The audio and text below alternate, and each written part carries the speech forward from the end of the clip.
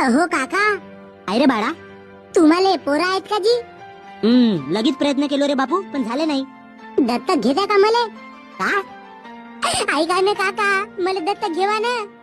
लमची दुनिया लगेच टप झाली आहे जी. भोकात गेला 10 रुपयाची बिडी घेता घेता गुबील घाम फुटते.